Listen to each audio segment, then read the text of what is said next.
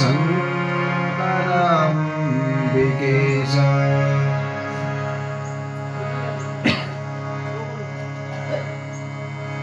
त्वं वैष्णवी शक्तिरनन्तवीर्या विश्वस्य बीजं परिमासि माया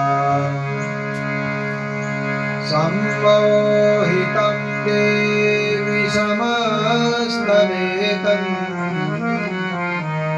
त्वं वै प्रसन्ना भुविमुक्तिहेतुः सर्ववेदान्तसिद्धान्तो गोचरं तमगोचरम् महेशं सच्चिदानन्दं सद्गुरुं प्रणतोऽस्म्यहम् नमोऽस्तु ते व्यासविशालबुद्धे पुल्लारविन्दायतपत्रनेत्र येन त्वया भारततैलपूर्णः प्रज्वालितो ज्ञानमयप्रदीपः श्रीमन्महामङ्गलमूर्तये नमः। लक्ष्मीनारायणाभ्यां नमः। उमामहेश्वराभ्यां नमः। वाणीहिरण्यगर्भाभ्यां नमः। व्यासाय नमः। शुकाय नमः। शौनकादिभ्यो नमः। श्रीमणिकुण्डदेवाय नमः। श्रीमार्कण्डेय महापुराणाय नमो नमः।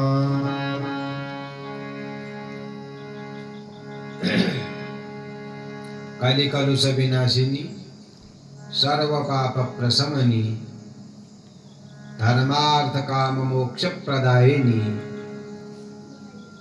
रिद्धि सिद्धि फलदायिनी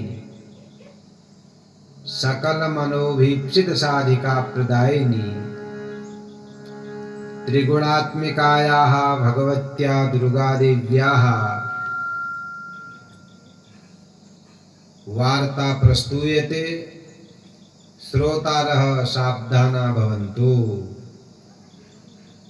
बोलिए जगत जननी जगदम्बा माता की, वेदव्यास भगवान की, मार्कंडेय पुराण की, मणिकुल्ल भगवान की, स्वयंजो महाराज की, आज के आनंद की। हिरण्यगर्भः समवर्तताग्रे भूतस्य जातः पतिरेकाशीत् सदाधार पृथिवीं द्यामुते मां कस्मै देवाय हविषा विधेम। परमाराध्य पूर्ण ब्रह्म परमात्मा सर्वेश्वरानंद कंद भगवान श्रीमन्नारायण अखंड कोटि ब्रह्मांड नायिका माता जगदम्बा जी, दिव्य मार्कंडेय महापुराण, बणिकुल्लदेव महाराज, स्वयंजू महाराज, समस्त स्थानीय देवता, यज्ञ में आवाहित समस्त देवतागण, मंचस्थ विराजमान विद्वत समाज एवं भगवत चरणानुरागी श्रोताओं,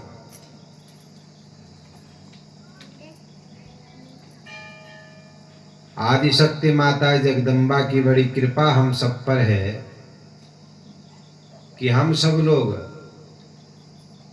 वेद व्यास जी के द्वारा लिखे हुए जो 18 पुराण हैं, उन 18 पुराणों में 7वें स्थान पर जिसकी गणना होती है, ऐसे शक्ति तत्व का प्रतिपादन करने वाला जो मार्कंडेय महापुराण है, उसकी परम पवित्र कथा को सुनने के लिए यहाँ पर उपस्थित हैं।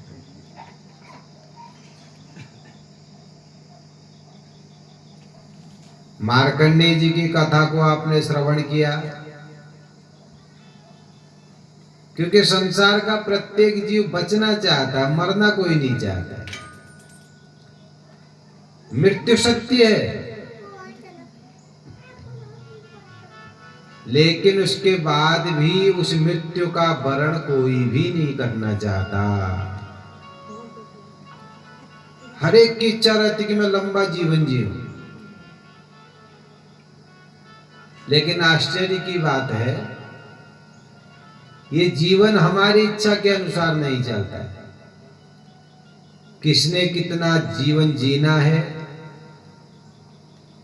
ये परमात्मा के हाथ में, प्रकृति के हाथ में है।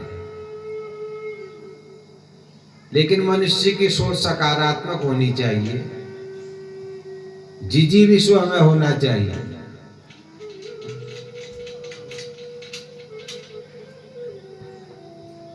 तो इसलिए अपने जीवन को पवित्र करने के साधनों का चयन हमें करना ही चाहिए। मार्कंडेय जी के पिता को पता था कि उनके बेटे की उम्र अधिक नहीं है,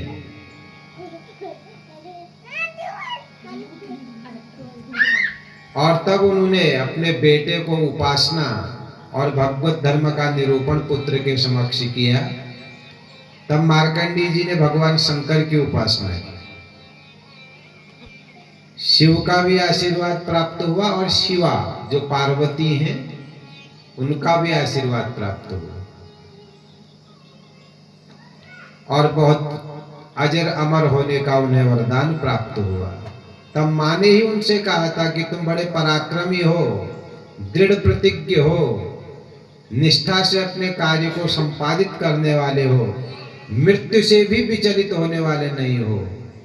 तो जिसके अंदर ऐसा पराक्रम, ऐसा ओज, ऐसा पुरुषार्थ होता है, वही मेरी कथाओं को लिख सकता है, ऐसा माँ जगदम्बा ने कहा।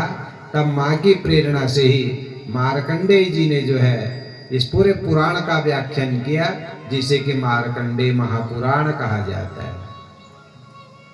और संयोग की बात है कि आप लोग भी अपने घरों में जो पंडित जी से पाठ पढ़वाते हैं ना, उसमें ही मार्कंडेय पुराण का ही पाठ पढ़ा जाता है।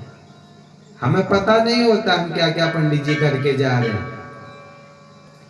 तो इसलिए ये पुराण इसलिए भी आपके लिए महत्वपूर्ण हो जाता है कि नित्य जो आपके घरों में पंडित जी पाठ करते हैं, उसका वर्णन इस पुराण में है। इसीलिए इस पुराण का चयन गोलजू के मंदिर में इसके कथावाचन का चयन किया गया। भगवान मार्कंडेय जी और माता जगदम्बा आप सभी के मन और वाणी को पवित्र करे, जीवन को पवित्र करे। इन्हीं शुभकामनाओं के साथ में आज तृतीय दिवस की कथा आरंभ करते हैं। और कथा के आरंभ में मन और वाणी की पवित्रता बहुत आवश्यक है। मन माने हमारा व्यवहार, क्योंकि ये मन बड़ा चंचल है। मनो ही द्विविधम प्रोक्तम शुद्धम च शुद्धमेव च। दो प्रकार का मन है, एक शुद्ध मन है और एक अशुद्ध मन है। अशुद्धम कामना युक्तम, संसार के विषयों को प्राप्त करने के लिए जो मन दौड़ता रहता है वो अशुद्ध मन है। शुद्धम काम विवर्जितम, सांसारिक कामनाओं से रहित जो मन है, परमात्मा के चरणों की प्रीति को प्रकट करने वाला जो व्यवहार है, वही शुद्ध मन का लक्षण है। और उस परमात्मा के प्रति प्रीति बढ़े, इसके लिए प्रथम आवश्यक है कि वाणी की पवित्रता। क्योंकि ये जो मार्कंडेय महापुराण है, इसमें सरस्वती तत्व का विवेचन किया गया वाक देवी के रूप में। जिस प्रकार अग्नि तत्व जो है यजमान के द्वारा प्रदान की हुई आहुति को अंतरिक्ष मार्ग से देवताओं तक पहुंचाती है, तेनेव प्रकारेण, उसी प्रकार से जो है मुख से निकलने वाली जो पवित्र वाणी है, जो शब्द ब्रह्म का ही अंश है, वो भी हमें परमात्मा तक पहुंचाने का कार्य करती है। इसीलिए इस मन और वाणी की पवित्रता बहुत आवश्यक है। इसलिए मन को पवित्र बनाइए। उन्होंने भागवतकार ने या संतों ने मन की पवित्रता